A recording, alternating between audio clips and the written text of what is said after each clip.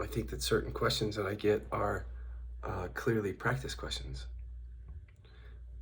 and they're not so much necessarily coming like directly from the what I call the repression mechanism, which you may just call resistance. But having dealt with that chronic pain, anger, repression, healing through that, I see it as a repression mechanism. And when we call it resistance, it's not a strong enough word, and that word's been used in spirituality for eons. And I think there's been a lot of bypassing in spirituality. We've talked about that, and I've lived it. But I'm going to introduce I think, some really cool stuff here because you guys have been following me. Those of you who are following me just in the last few videos, there's been a kind of way of talking about the how to use inquiry to see what cannot really be seen in awareness, what's really unconscious. And the more we do the deeper somatic work in the unconscious, the more we all realize, really, I don't want to speak for everybody in the members area, but I think it goes with what science is saying, is that these repressions and the trauma really are driving when people see people with chronic pain, again, a form of suffering, some mental health issue, depression coming into the members area, may or may not be on an awakening path. Many of them are. Some are just like on a healing path, you would say. They might say, or something else. But the point being is, I think we first have to link up, maybe through the science, that this is really a source of suffering. If we can't see it in our own experience yet. And so some of the questions that are not really practice related will sometimes come from the conscious mind that acts like the gatekeeper.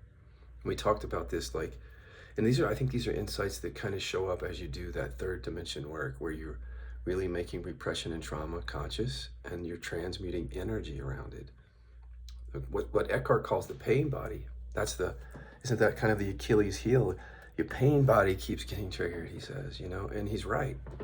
And by the way, Eckhart, I think, gets all this. I really do. Dan convinced me of that, because I was wondering at first, does Eckhart understand that there's stuff that's really repressed? And he pointed stuff out, and so definitely, but he doesn't necessarily have the tools for it, because that's not what he does. He just points to the first dimension stuff. I digress.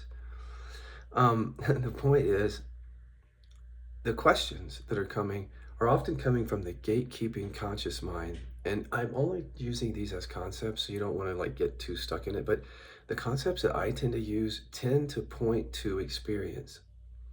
It's like usually that's the only reason I like concepts. If you see me present a concept, because this work has always been very deconstructive. So concepts are not something that we want to get really fixated and identified with. And that, I said that for 10 years, that identification is painful. So I only will bring a new concept forth when I think its value as a guide for KI, or for natural recovery from suffering, which is our two things. If it's going to help in that, I want to bring it forth in the actual experiential work. If the concept is not helpful in that way, and if it's philosophical or in any way like mind numbing or mind masturbation, or some way to sort of, stay out of direct experience, I don't want to bring a concept in like that. So I want to try to clarify why I bring concepts in, and I've been doing that lately. You don't have to pick up my concepts. You do not have to pick them up. Especially things like enlightenment and embodiment, you don't have to use those words. Those are just words. They're words that are pointing to the recognition of what we really are, and healing the ways in which that not living and opening to what we are, all parts of ourselves, have created suffering. Again, through the chronic pain, the illness, and all the other issues. Okay, but here's what I want to say. It's been forming, if you've been following. Well, here's one of the questions that comes, for example. I want to say this first. The gatekeeping function of the conscious mind. If you don't see this part of it, it can really trip you up. And it's because at the highest level of resistance, you could say, or the deepest unconsciousness, it's hard to talk about this. Words are weird. But when we're really resistant, at the very top, meaning we may not have even really recognized awareness much as the seeing that we're not the coming and going of things. We may still be really pretty identified with phenomena, that state of ego consciousness. Okay, let's talk about that as like I'm using the screen here. I moved up close to the screen so I can just talk about this. I say, okay, there's your first dimension. And this part is just visual to help you understand how we move into the unconsciousness and embody presence, basically. This is all experiential if you listen, but it's conceptual at first because it helps us then with the concepts are like correlates, like on a map. And so the correlates have to line up to your experience or it won't work for you. It won't resonate. But the level and the map is not real. It's just, these are thoughts. That's all they are. So we don't have to get attached to any of this. There's no reason for it because it's helping us unhook from all that kind of like clinging energy. So I wanted to say that first. But here's the level of unconsciousness that is the ego consciousness of human beings, roughly. There's different gradations of that. Before they ever meet like a message that, or a teaching or a practice that helps them begin to recognize presence or see that they're not that unconsciousness at the top level. And what I mean by the top level is, if you'll notice, like before you get to really skillful spiritual pointing and inquiry, both, because we're talking about first dimension up here. So it's not just a first dimension of practice that I've been talking about, but it's kind of a first dimension of unconsciousness in the sense that up here, what we have to be concerned with here is really starting to recognize awareness. And it's only the beginning at that first dimension, because at first dimension, what we're often doing is we're hiding the repression. We're hiding our unconsciousness from ourselves in a couple of ways up here. Because that's the ego state that we live in as humans until we start to hear a message and do these practices and these investigations into suffering. But I don't want to rush through this. I just heard a voice of someone say, can you get to the point quicker? No, I can't. So I'm going to really take my time and just sit with this and let it feel true for me before I say anything as I'm talking. So right here is where we have, okay, we're outward projecting, basically. You've got your shadows. This ego consciousness, before we've even had any sense of what we are at all under that, there's just the shadowing that goes on out there. And that shadowing has the effect of, again, it's like, it's not my problem. And it's coming from repression. It's all coming from repression. Because all through the dimensions, you'll see it comes from repression and trauma at the very base third dimension level. That's just words talking about deep somatic repression and trauma. Down here is driving it all. First of all, you have to remember. So at the top level, the way that it hides from us in our ego consciousness is by shadows. When shadows come up, it always looks like it's the other person.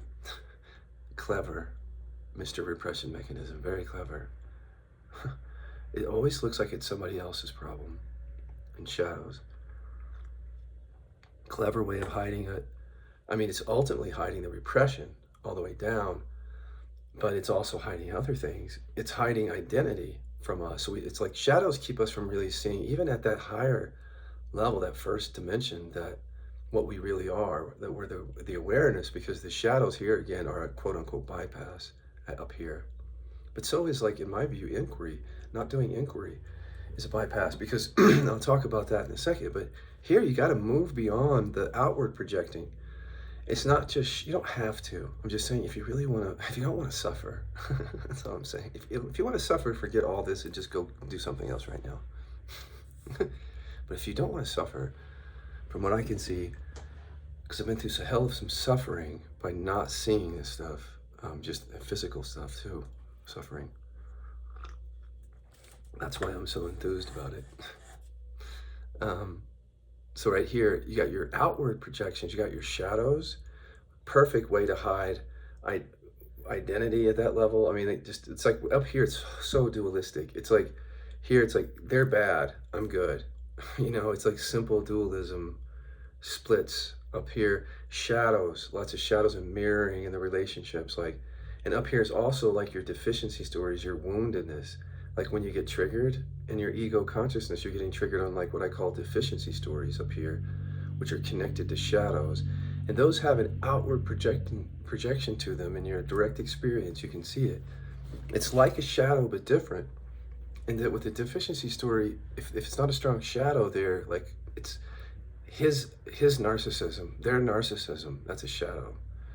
But if in the mirror of relationship at that level, that dimension, so to speak, is also where we define ourselves through the mirror of relationship, but how we define ourselves is a false version of what we are. And that's also a way that we hide repression and trauma underneath that. Here's what I want to say now. This right here, we land on ego identity for safety. That's where we land up here in this unconsciousness. It is safer to think of myself as separate so that I can survive, not just physically, but emotionally and psychologically. It's just safer to land in a separate self-identity, obviously, to survive. And the shadowing it out keeps the separation alive. This is a map of separation, of really undoing separation, as far as I can tell. So up here, the shadows have to be owned. You have to start owning them at the beginning, because that's how your repression is hiding. And that's how you're just still identifying in the dualistic realm up here, like I'm good, they're bad. I'm not angry, they're angry. He's obnoxious, I'm pretty cool. You know, that kind of thing. The deficiency stories, however, the outward projection that goes on up here is more like what I used to call outward pointing from a wounded, deficient self. And it's like, it first looks like I'm upset because what they said to me, what you did, outward pointing, and that's also how we stay safe from even feeling the stuff, because if we can, focus on somebody else, where here it's not a shadow, but it's like, it's not so much a shadow always, it's like the trigger from that deficiency story is, like, they're not hearing me. You're not hearing me. And there's a shadow element in all of that, for sure. It's all consciousness, but what's the identity there? It's a false version of self that comes forward in these triggers. And as far as I'm concerned, this is just the first layer of investigation still, because here we're going to want to start bringing awareness to this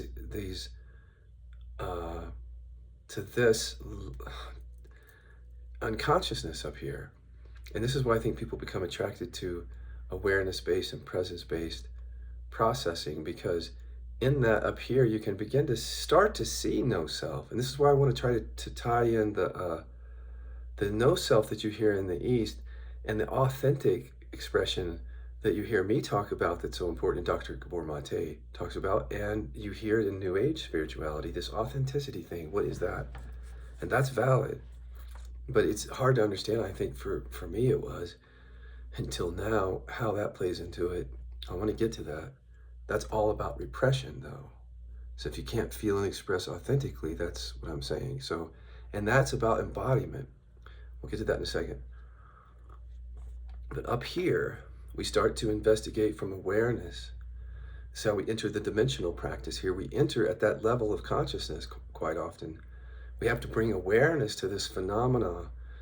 Not just the shadows. The shadows you need shadow work for, because they don't show up. That's something that you can witness in awareness up here at this first dimension, remember, because it's always somebody else's problem.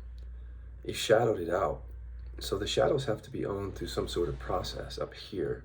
Otherwise, you'll carry those shadows all the way down through the dimensions, and those shadows are coming from repression. That's Ken Wilber's point. I've totally seen it in my experience and with people. The shadows are coming from the repression. So if you don't deal with shadows early, it's what people are calling a bypass. As you move through dimensions of practice, you keep missing shadows. This is the monks that were studied over decades, and they kept missing shadows. Well, they kept missing anger repression. And then there were these stories of monks meeting periodically and saying, yeah, my meditation practice is going really deeply, but damn, I got some shitty shadows and I don't know what to do about them. And the reason is because at the awareness-based practice at that first dimension, the shadows look like somebody else's problem. You can't, they're not really witnessable as self, it's other. And the outward pointing that comes from that deficiency story up here, those self-limiting beliefs up here, those also at first look like it's somebody else, because even if it's not kind of true shadow, it's like he didn't hear me. I feel unlovable. Um, and it's their fault. It's almost like other people are the source of the pain when we're really unconscious at this dimension. Until we learn to boomerang up here, do shadow work and boomerang. And now you can kind of see Scott Killaby's work unfolding through the years. This work came in at this level. Remember, first dimension was the first place that I came in. But I came in first with just awareness, like thinking that's enough. It's not at all. Just the recognition of awareness, because stuff hides. But I added shadow work like 10 years ago. I saw there that you can't witness everything up here. Shadow work is needed. And I saw the boomerang was needed up here, because even though this is the level where the deficient identity or the ego identity shows its face a lot more when you start inquiring, like it starts to show itself. It's all still connected to repression, first of all. But as it shows itself at this level, I knew that I had to bring in inquiry, because just in this is where the boomerang resides. It's really used a lot, really well there. Like shadow work, it deals with the mirror of relationship and the repressions and the trauma, and therefore the separation is hiding in the unconsciousness of relationships, going back to parents and even sometimes past life, and collective and intergenerational. That's all making up this, how you show up at this ego consciousness level. So you have some work to do. It's not just about being in awareness, like being awareness, because so much unconsciousness. Now, let me show you what I mean. This is just one way to map it out. It's not the map. So for those of you thinking like, well, is this absolutely true? No, it's just a relative map. It's just, okay, so go with it for now. You can disagree with it, but just hear it first, please. Here, we start to bring awareness practices in. Hopefully we're bringing shadow work in, because of that, they hide.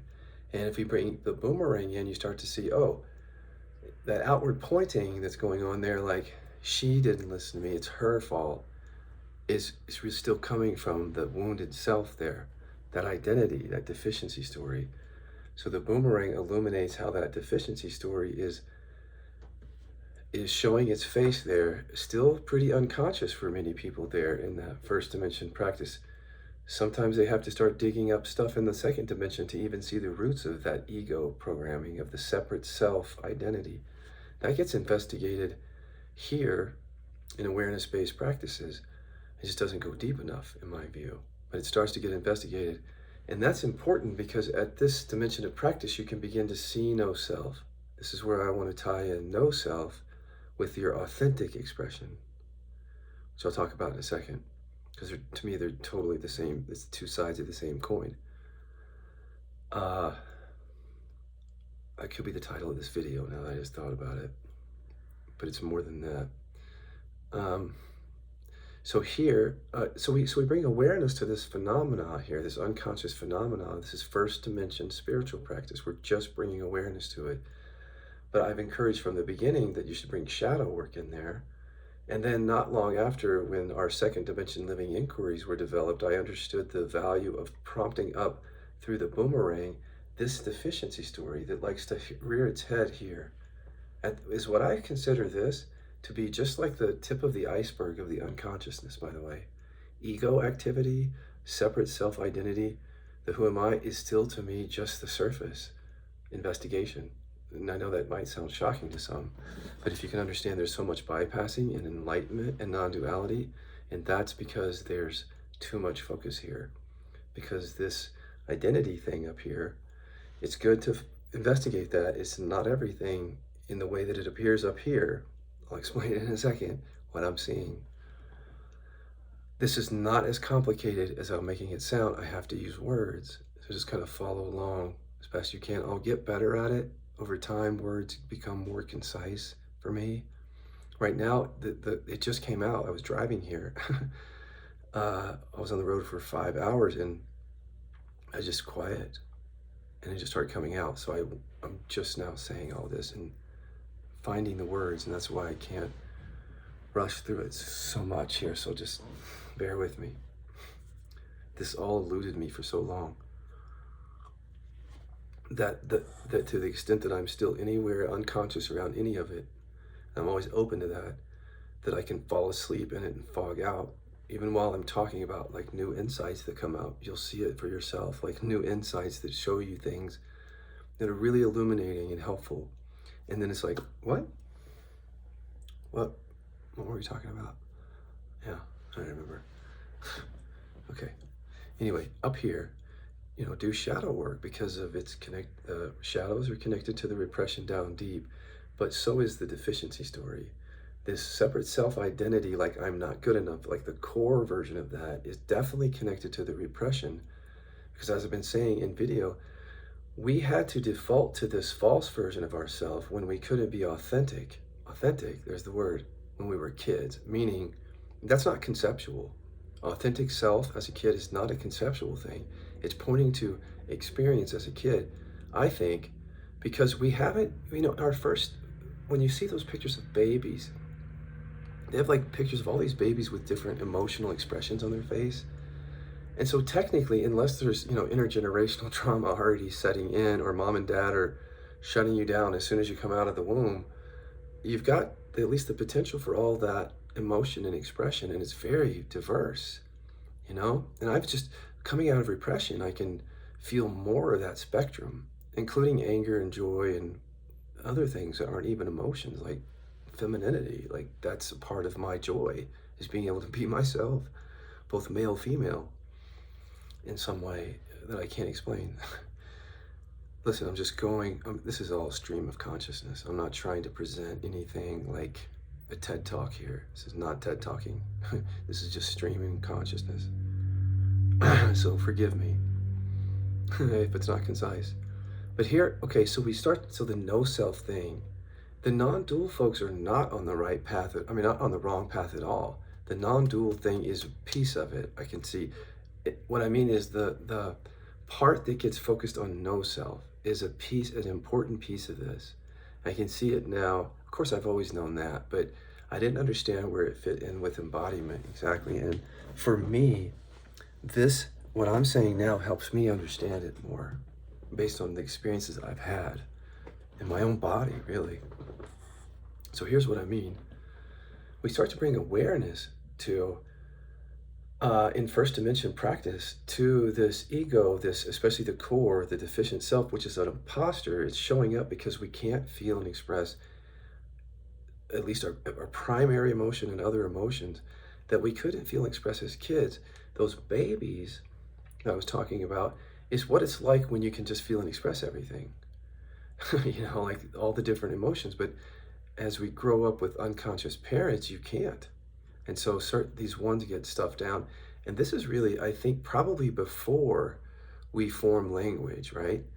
Fully. We may have words early, and we may have mental impressions or some sort early, but it feels pretty emotional. Like baby crying right out of the womb, or I'm hungry, angry, honest, just authentic. But can't be that way with mom and dad. So before we get into stories like I'm not good enough, we've got to deal with our emotions. It's like you're a human being, a small monkey or ape or whatever we are, and all these emotions, and we've just got birthed into existence. We've got to deal with our emotional system real early. Like, what is this? And then mom and dad are there, and it's like that you can't share that, you can't express that. And so we're developing an ego out of that, right? And a part of the ego development is we have to default to a false version of ourselves because we can't feel and express these authentic emotions. There's no safe way to do it with unconscious parents or bullies or whatever else, or abusers of any kind. There's just no safe place to truly do it. So we store it, obviously. I'm not going to go over that. I'm going to get back to this map, but remembering at childhood, we default. You won't remember it. It's repression. It's trauma. But what happens is we default to this false version. We don't default. It's not a bad thing. We have to stay safe. It's not a default. Doesn't mean bad. It just means how else? Okay, listen. How else? I now really deeply understand where my unlovable story came from. It came from being bullied. It was strengthened by that, and from some stuff with my mom and dad. That's my deficiency story early when I couldn't be myself, which means I couldn't express anger. I couldn't be that little creative kid, that little feminine part, repressed. So my deficiency story was I'm unlovable. It's like there's something wrong with me. Right. So I would default to that as a child because I couldn't feel and express the authenticity, see? So therefore, false self. And I become interested as an adult in non duality because they're saying no self. And that resonates because the self that I'm seeing doesn't feel authentic. It doesn't. But I don't necessarily know that. I don't know that that's a real big part of my suffering, that I don't, how I'm showing up doesn't feel authentic. It feels false, right? We call it false self. So we're obviously interested at some point in non-dual teachings, and thank God for them. I criticize them a lot because I have to criticize my own teaching in order to adjust it. And I just don't want to hold my expression back. If I see something out there, I'm going to say something because I can. That's all. Because I just think it's helpful. So we start to bring awareness and we start to see no self somewhere in there when we move from first dimension to second dimension. That's that middle thing. Because here we're starting to prompt up things, and that can help with that ego identity that's showing up here so much. Because some of that is really somatic. I'm unlovable. I'm not good enough. You really do have to dig into the body sometimes because it has somatic roots. For years I saw that, guys. Is that people would be processing in like first dimension, or who am I, Ramana, or whatever, Dzogchen, or whatever first dimension. And they saw a certain degree of seeing through self, but they didn't see the core. And if you remember when I had my awakening experience, I kept saying to you, it's like I come out and say like there's a deficiency story, very small, but it comes up and it can be powerful just every now and then. That was that. And so that had deep roots, somatic roots. So in the first dimension non-dual looking that I did, not digging anything up at all, I saw what I could see at that dimension of, without more skill, you could say. And remember that dimension is, we're landing here for safety up here. Let's talk about that for a second, because that's what we're calling bypass, I think, is that the ego seeks safety. So we land both in our shadows up here for safety, because we don't want to see that we are angry. So it's safety. That's the repression. And safety in the sense of the separate self false identity, because even though that's painful, those emotions that go with that often, they exclude the primary repression. And so it's safer, which means instead of feeling anger or expressing myself, if I have anger repression as a primary repression, instead of like actually expressing myself fully to people, instead of holding it back, I was holding it back, in other words. But if I could fully express myself, had I known that back then, that I was actually defaulting to I'm unlovable, to core identity, like identifying with it because I couldn't feel and express something that was natural for me, but repressed and felt unsafe. So I'm just saying that a lot of people, there's such a benefit in seeing no self at this first and second dimension because we're not that stuff ultimately. That's a false identification with all this stuff. We're not really that. That's what the awakening shows you. Really not that ultimately, at least in the way that you think, like stuff appears, but you're not really that. But here you can do that no self-investigation. And that's kind of what you see up here. And you start to see some embodiment as you get to second dimension, because you're noticing that you have to look at some of the somatic roots of this identity here. But remember, this identity is, we're identifying here for safety. We land for safety, always. Now, why would we, again, land on deficiency story for safety? Because, remember, when I would get triggered around I'm unlovable, that's the trauma response from the repression, that false self. I really wouldn't feel anger. Confessions of an anger repressing non-dual teacher. Even though somebody did something that it would have been natural to feel anger, I didn't. I could feel it sometimes. And if I held it in long enough, I could explode. But most of the time, what I felt in the trigger was like hurt and woundedness and fear, mostly. And then repressed anger, which was the deep contraction that I didn't understand back then. But it was safer for me to feel hurt. This was all unconscious, hurt and woundedness or fear than it was my primary repression anger. Follow me? So I was landing for safety up here. It's totally innocent. There's nothing wrong with it. It's just we're all just talking to help see if this helps illuminate what we're doing. I was landing for safety because frankly it was safer unconsciously to identify with what I always did as a child, unlovable, deficient, inauthentic, safer than actually feeling and expressing the authentic anger that might be there, the repression underneath it. So just follow me here. Hopefully some of you are enjoying it and not just like get to the point, because it's all the point. All of this is the point. Everything is the point of this, because we can fall anywhere in this and get stuck and suffer. You know, I almost killed myself. Let's build a map. For God's sake, let's build a map. Help other people not do that or get sick possibly from this or whatever.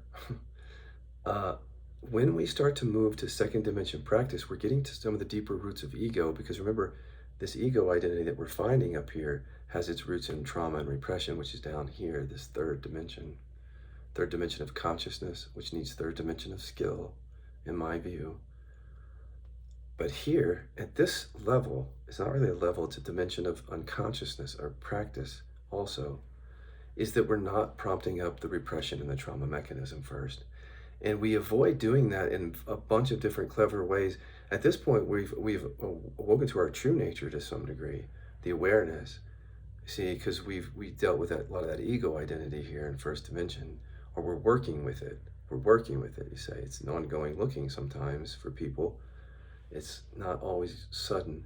But as you look, you sometimes go into the somatic experience more with those practices that prompt up unconscious ego identity thoughts that are hiding in our triggers up here.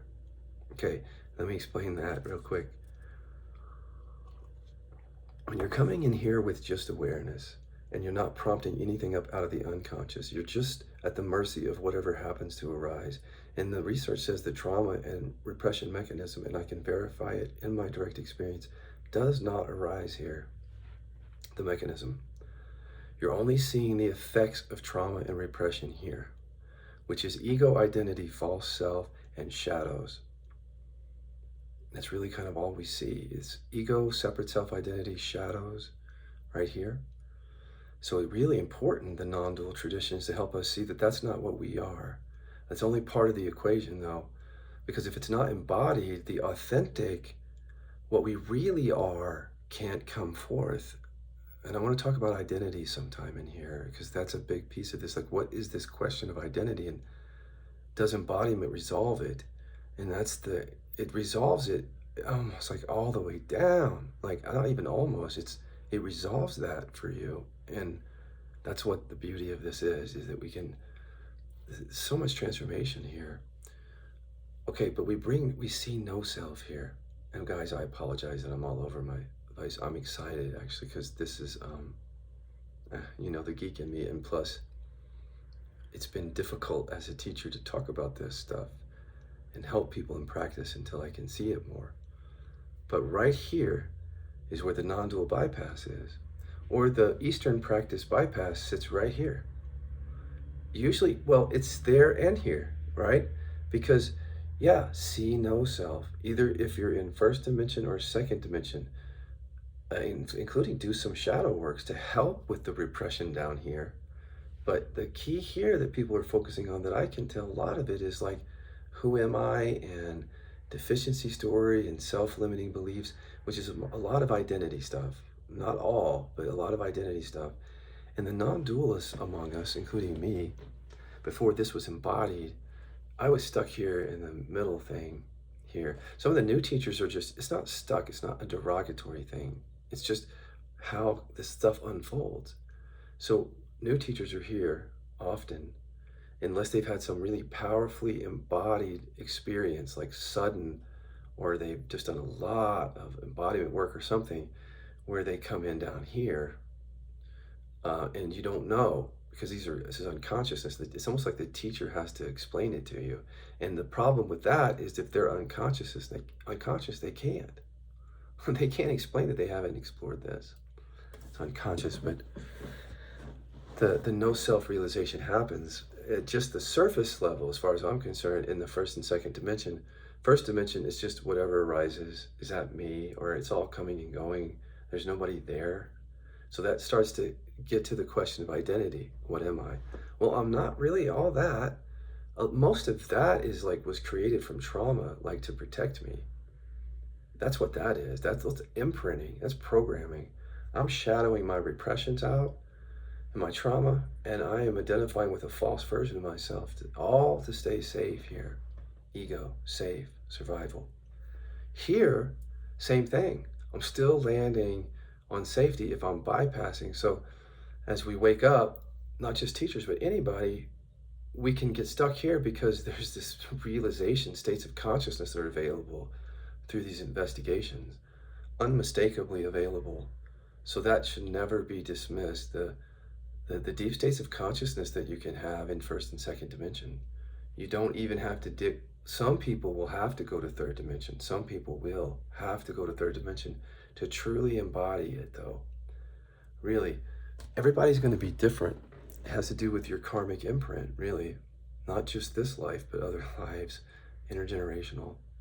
Unfortunately, it includes all that, or fortunately.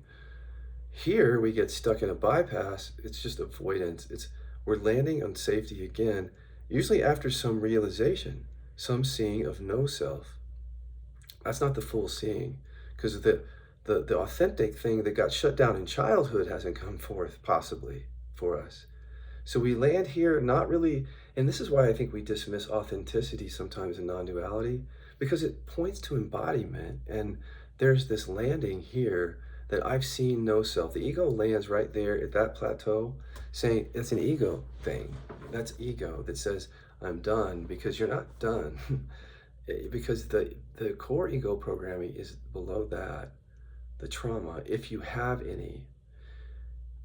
Everybody has some. Some teachers that woke up may not have a ton, okay? And so but that's also, you have to watch out for that, because if they haven't explored the unconscious really deeply, where the trauma is down here and the repression, they may not have the pointers or the skills to show you how to, if you have that. But my feeling is that all the teacher scandals and the sicknesses and chronic pain and the depression and that you see is really just getting stuck somewhere. And it really is unconsciousness, and that there's more unconsciousness in the teachers than anybody will admit, especially the teachers. Because unconsciousness is the levels of degree. It's not that you're unconscious or conscious, really. It's like everything in life. It exists on a spectrum. Life is fluid, constantly changing. Duality isn't real. So binary opposites aren't really real. Dualism isn't really real. You see what I'm saying? So unconsciousness is a spectrum of how asleep are we to our experience, in a way. So as we get here, we fall asleep again, or we can, because we've seen one aspect of the what am I really, which is that I'm just not any of this stuff. But the problem is that the repression mechanism, you brought it in. The trauma, see, it's down here, unconscious. You brought it in when you came into awareness practices. And so that mechanism is already stuffing things down. It's not allowing everything. So certain emotions are not even allowed. Remember, primary emotion here is probably being overlooked. Primary repression is being bypassed. If you're getting triggered a lot on deficiency stories, that to me is an emotional issue.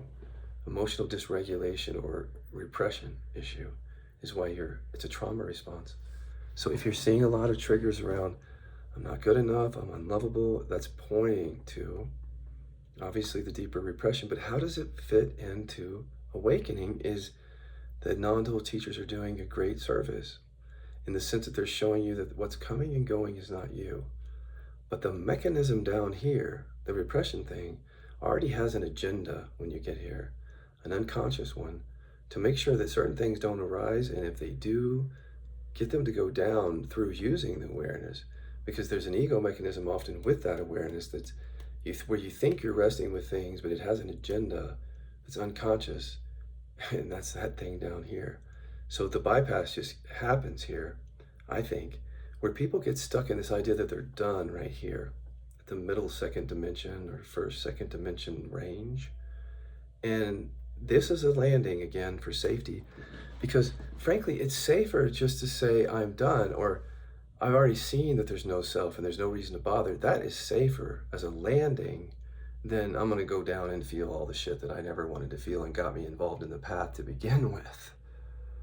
You know, I'm not going to go to the very thing that was driving the path. So I think what happens here is that somewhere we unhook from identification, generally from ego, and we think we're done.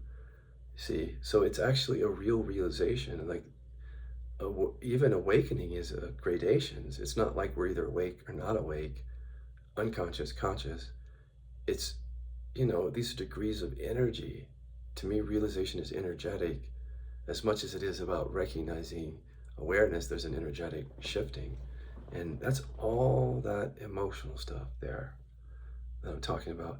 But here in the second one, it just helps me understand where I got stuck and where I can see other teachers getting stuck. It's not really a negative thing. It's just, we've seen no self, so we're trying to help you. It's innocent in a way. I don't think it's diabolical with most of them. It's just that here, it's not just about seeing no self. Because why would we be interested in no self? Let's talk about that.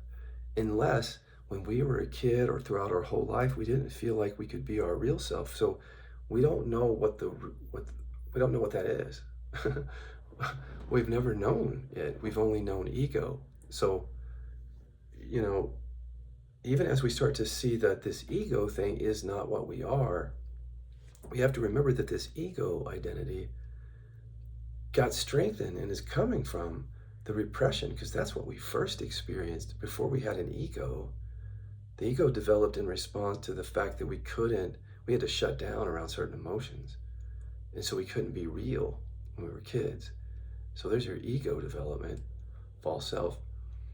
You can see where people get stuck because now they get fixated on the fact that there's no self, that none of it is you. Because they see that that's false. They know it's inauthentic. They wouldn't say it, but it's like an inauthentic, false, like kind of like programming or arisings, you'll say, right? But it's not just no self. And this is where I think sort of non-duality, in the sense not bodied, and then you have New Age spirituality over here where you do hear about authenticity more. And kudos to them for keeping that conversation going, because that's important. But I think that some in the New Age, maybe they don't have enough good pointing for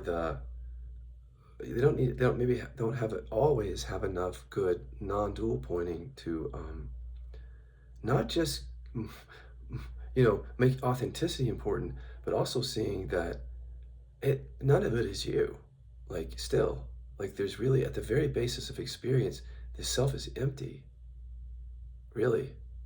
And so if you're, in the New Age or the healing thing, if you're really, really busy as a separate self trying to process everything, really focused on not checking into that who am I question, I think it can prolong the path, because that ego consciousness that hasn't yet met the awareness of what you really are is hell-bent on avoiding the stuff down here. That's its whole objective, actually, is to avoid the primary repression or repressions or suppressions, the things that weren't comfortable and unsafe, actually, and sometimes terrifying to feel when you're a kid. See, so landing on our plateaus, landing in different ways, landing. And then here we land on no self or our non-dual insights, which it seems like those are the final insights. But through history, you keep hearing teachers say, but no, there's an embodiment, some of them, and I'm one of them. And there are others. And what we're pointing to, I think, although we might point to it in different ways, is this isn't done right here. So of course you come in with ego consciousness and you're spending time with a teacher on a devotional path or practice or something, and the realization starts to dawn on you in direct experience here. You're here through those first and second dimension teachings and practices, and you're having some sort of seeing. And that's a real seeing, that you're not what comes and goes. You're empty. Your true nature is empty. And by the way, everything else is. It's not what it appears. So the non-dual seeing is so important, to see the empty nature of all phenomena, including the self. But the problem with that is, here is where some of the scandals come from, and just the shadows of your teachers. I've had shadows. I know what it's like to bypass at the middle level. Because if you haven't worked out all your shadows, when I first had my awakening, I was shadowing out to the what I considered dogmatic non-dual teachers. That was my own shadow. I hadn't yet owned my own, that energy in me. So I was carrying that with me. So people won't always do shadow work. And so that's one place they kind of get stuck, at that second dimension unconsciousness and level of skill or practice. It's just kind of stuck there. And, and you go to these teachers and they're clear, and you sit with them and they feel mostly like an empty vessel, except that there's probably some dark matter there, like unconscious stuff. And then you hear some shadows coming out for them. And you look at it and you go, what? That does not comport with when a teacher is saying that their true nature is whatever they're saying it is. And I think that's because we avoid the shadow work all the way down, because it's pointing to repression, and we don't want to feel that. And shadow work is truly threatening to that. But here, so we get the no self thing, and we can get stuck because we think that's the whole scene. But remember, why is no self seeing so important to us when we hear about that? Is because we know that how we've been showing up in life feels false and creates and has suffering with it. So we know there's something about it that isn't what we are. But that doesn't mean that we're just no self, that we're just nothing but emptiness. If you want to talk about identity, like the body, these appearances, I don't think are mistakes. I don't think it is. I think it's God. If you want to use God, like, not as a separate entity, but like these forms, this wild diversity of forms, which I'm in love with, by the way, just driving here, and people, diversity, nature, is not a mistake. And neither is sex. It's not a mistake. It's how we procreate. So many things are not a mistake about. What I'm saying is that this is part of what we are, as long as we don't identify with it.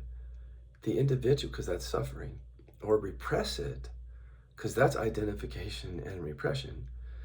As long as that was what we wanted to be as children, right? We wanted to be able to be ourselves. We didn't know about non-duality, and who gives a fuck about that when you're 8 years old?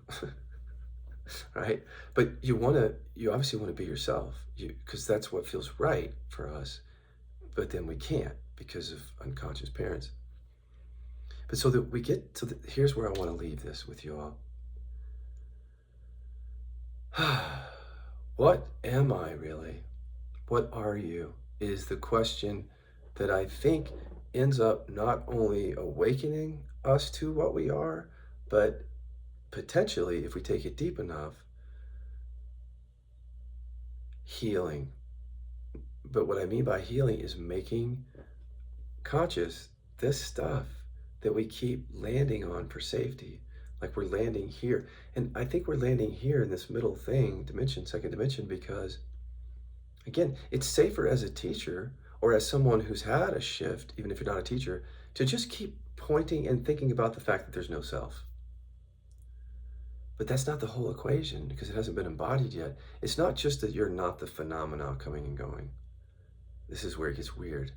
You're all of it. So you kind of have to see no self to stop being so identified with it, so that it can all be allowed. And that's where it gets scary at that second dimension for people, Because when you say really allow everything, then you've got to reverse your repressions. Because your anger is also part of you. You just stuffed it down. And for me, like my femininity, that which it was stuffed down, and whatever else.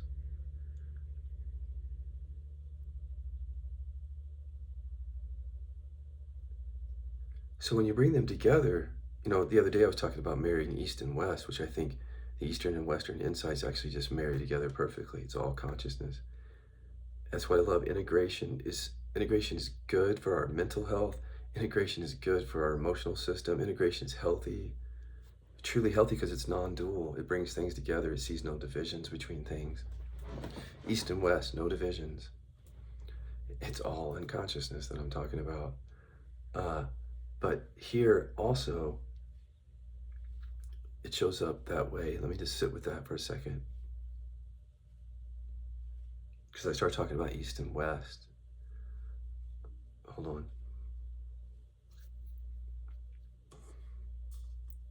I have to make sure I'm not thinking about it.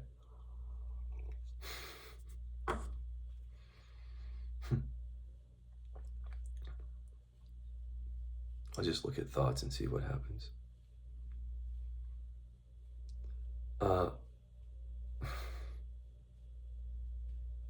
Here, marrying, that's what it is.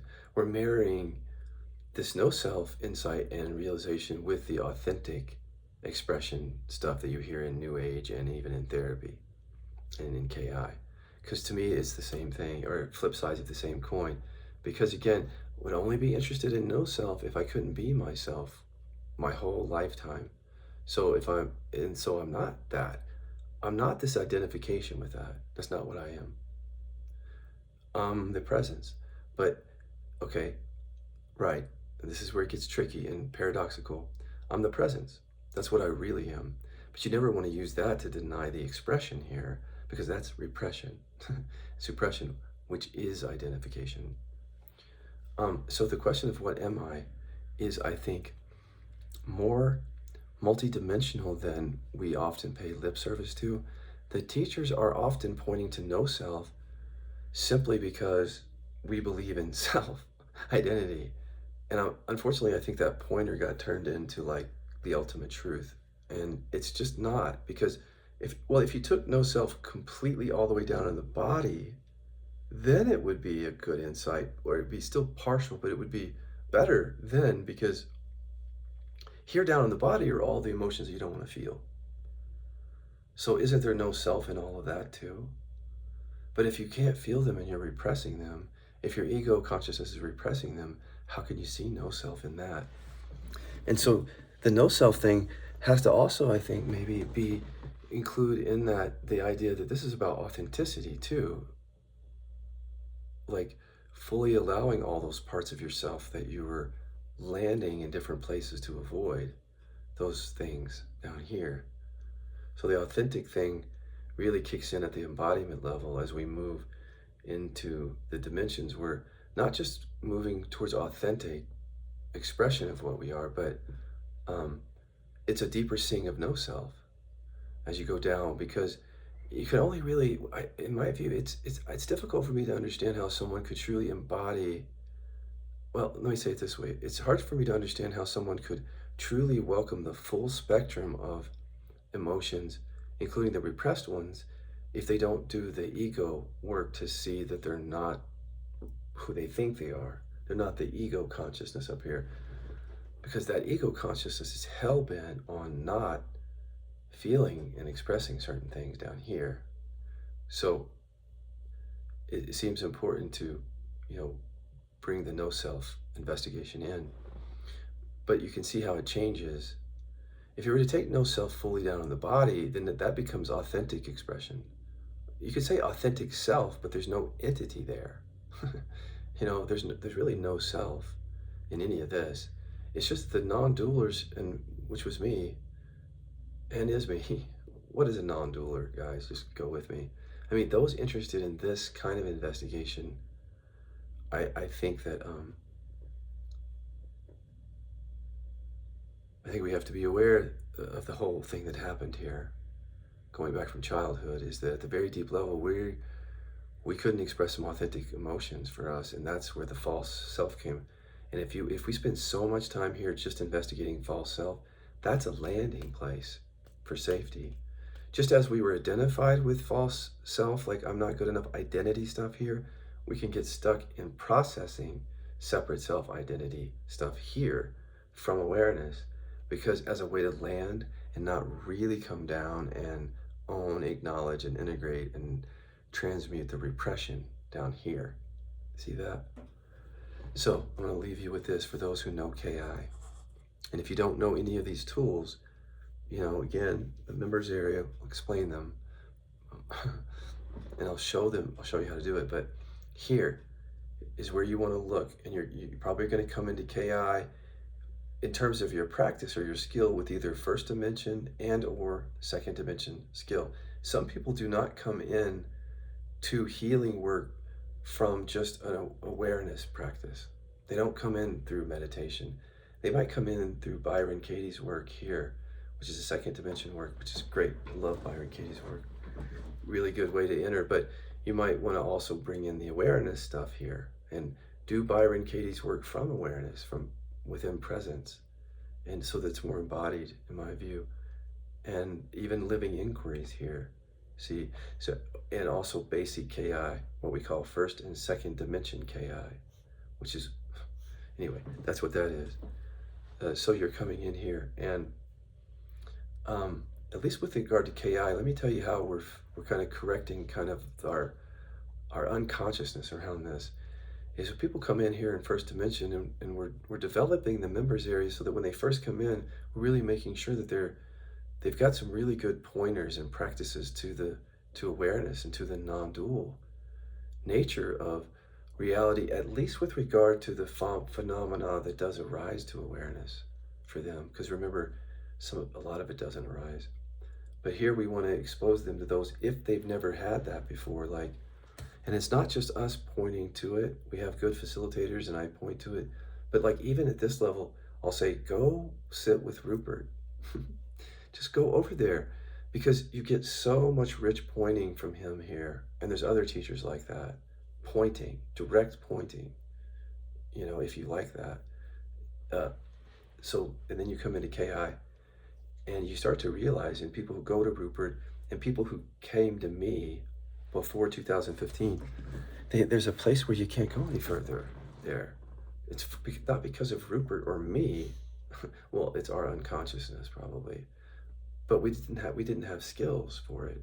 So here you learn skills to, again, prompt up something deeper than just the low-hanging fruit here, up here, of identity. And here is where some of you enter. And remember, wherever you enter, if your art, there's going to be more resistance as you go down into those dimensions. It's not really down, because that's the ego fighting. The strongest core programming is here in repression and trauma. So it's fighting to protect itself. And so therefore you land in different ways, which we call bypassing, but it's really survival, right? Yeah, okay. Where are we with that? Okay, here's your map for KI practice. Here it is. When you're triggered, unless you've done a lot of deep KI or other work where you're already in the practice down here and you know how to get there immediately, then just, if you know how to do that, disregard me because you already know how to do it. But if you're still dealing with some really unconscious bypassy material in your experience, then start here. And when you're triggered, use your triggers to help you. Look for shadows and look for deficiency stories, which are self-limiting beliefs, because there's just your top layer of your ego consciousness showing its face and you're getting triggered over it and it's coming forth, right? Deficiency story. Do boomerang here. So husband triggers me. I can't see perhaps the deficiency story, the identity that's coming up in the trigger, which is like a trauma response I'm identifying with. If I do the boomerang, I say, what identity, what deficiency story comes up for me here in this trigger? And then what comes forth, you can even rest with it. And it comes up and it says, you're a failure. So you just let that be. The words, pictures, not even really doing inquiry yet. We're just naming whatever you're believing. We're just putting a name to it and just kind of listening to the words in awareness. It's like it's all just happening in awareness. The feelings, everything, just let it all be there. I'm not going to guide you through it. I'm showing you a map for it. So just write that down. You start with boomerang. This is important here. Listen, because I just realized something. You start with boomerang or shadow work here, because you have to get through that barrier up here where it's like we're so unconscious that we need something to see the unconsciousness at this level. And you can certainly just rest as awareness up here, but you've heard me say that so much of it hides. So if you're just resting, your trauma doesn't arise. Remember, your repression. That's the research. It's my experience. Bring inquiry in to help unravel the sense that you're a deficient self there when that trigger happens. And use shadow work in case you're shadowing out something as part of the trigger. Re-own that. I'm obnoxious. And you'll probably find it. If it's a shadow, you've just pushed it down. So, but as you work at that level, you're just doing inquiry. It's just from awareness. You do the boomerang, here's the story, the identity. I'm a failure. So now if you want to process at that level, but remember, some of you have already processed a lot around identity, and that might be a landing place for you where it's just a way that you avoid the deeper emotional work, like the real deeper stuff. It's not about identity. It's about holding back energy, like self-contracting around energy, emotions. But you can process it anyway up here, bringing awareness to it and reversing that. So I'm not a failure, or I'm successful, I'm a success. And here comes again, but here, before I say that, there's no prompting at first dimension. Remember that. So if you start prompting it up like that, it's really second dimension work. But here, even before you do second dimension work on your deficiency story, I want you to see how limiting this is up here. So when you're triggered on your deficiency story, for a couple of times, I don't want you to do any inquiry. Just rest and allow everything. And it's both skillful and deceptive. And here's why. It's regulating in the sense that whatever is there and showing itself, if you just rest with it, it tends to regulate the system and bring about more sense of presence, but it doesn't necessarily at all deconstruct the stuff that's going on down here at all. And it can be a bypass, but it can feel better when you just rest with things. Just let things be, whatever is showing itself up. Just don't do any inquiry, just let things be. And I want you to notice how it helps.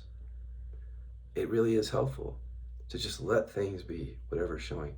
But I also want you to notice that in your triggers, there's something that you're not getting to when you just rest. And if you can feel it over time, it's like in my body or something, that I keep believing something, or I keep doing something in relationship that this is not getting to, right? So bring in second dimension practice. Now, in not only seeing that the stuff that's coming and going is arising to you, like first dimension, but here, see that in addition to that, you also can conjure up more unconscious ego stuff here. And that's going to point you down to the embodiment, because this more somatic ego stuff that I'm going to show you in a second is connected to the repression and trauma right here. But you can't see it yet until you get third dimension practice. You really can't see the programs of this down here. I don't know how you're going to do that. It's really unconscious without KI or something like it. It may not just be KI, something like it. Third dimension practice. But here in second dimension, just want you to notice what you're noticing here. Like with KI and other forms of second dimension practice, not only are you processing emotions, which is good, more because you're bringing up like more core ego stuff, but you're also having a deeper seeing and a no self probably. Because when you say I'm a success, that touches into your trauma. You may not realize it that way, but like, where does it come from that you're a failure?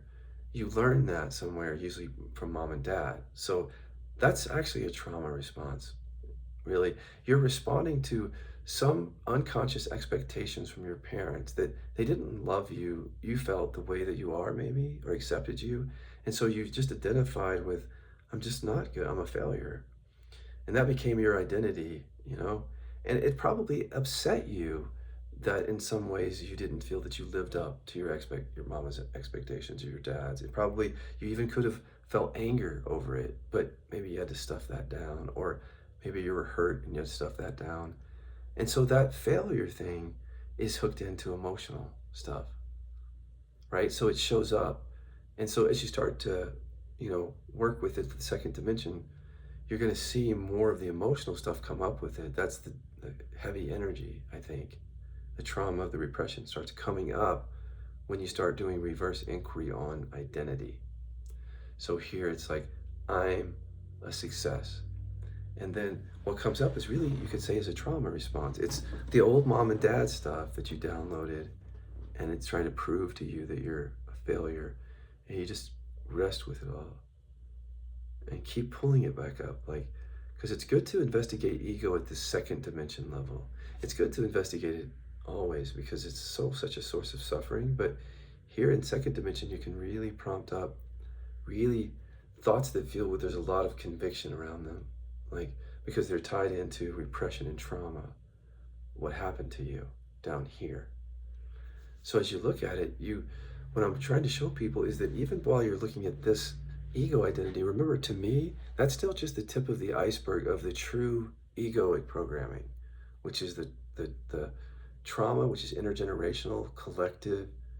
It's not just being bullied or mom and dad. It's like bigger than that. It's trauma of being human, really. And the trauma of being separate is there.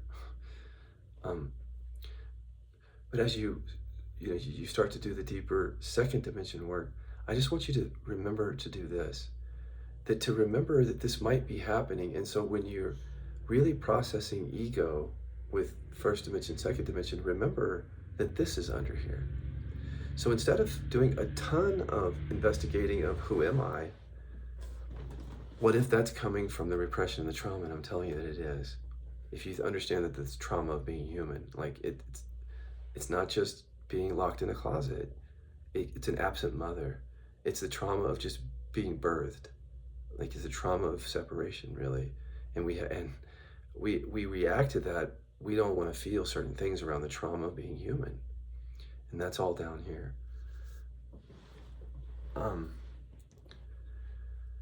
And the trauma of death, and all of this is a fear of death. The resistance is like a fear of death, of that ego structure that it has to repress and hold back, and fear and everything else, and identify with it even when it does come out. Okay, I'm digressing here, but I'm almost finished. The final point that I'm making here is watch for landing. And when you get to this place where you're investigating ego, if instead of just looking at that question there at second dimension, can you go straight into vulnerability inquiry with that trigger? Okay, so turn towards that person until you know your primary repression. Once you know your primary repression, when you see that deficiency story come up here and you want to investigate self, go to your primary repression. Use our repression work, rapid fire, actually, if you know how to do that, on that directly. If you don't know what your primary repression is, because it's unconscious down here, then when you see that core ego, false self come up in your trigger, remember that that's how you stay safe, because that's how you don't have to feel this one down here, or what you really don't want to feel. So you're going to feel like the safer emotions here. If you can remember, though, to go down and see what it is that you really don't want to feel, not the safer emotions where you're landing here, because we create this false self because it's safer to believe I'm not good enough than to express the primary hurt, primary repression. Follow me? So in practice, it's simple. Right when you start to investigate ego, you can do that. There's value in it, but be careful, because go right to vulnerability inquiry and those reverse inquiries in there, and bring that mind-body connection around what you don't want to feel, both the thought, I'm afraid, and the feeling of fear or the thought I'm angry and the feeling of anger into awareness with our vulnerability and or repression inquiry, and then see if that just doesn't unravel the trigger at a more embodied level, like it transmutes energy down here. And when you transmute energy, it helps so much more with the triggers up here in the mind. So when you make the practice embodied, it really just helps to quiet the mind and let go of all that stuff up here. That's why I say make your practice embodied from the beginning. Start doing shadow work up here. Start doing KI up here or something like it, something that's really skillful around this. And then um, move through with more skill as you go down and understanding where we land, right? And what practices help us move out of the landing, out of the bypassing. Thanks for your patience, guys. It's been a pleasure to talk to you about this.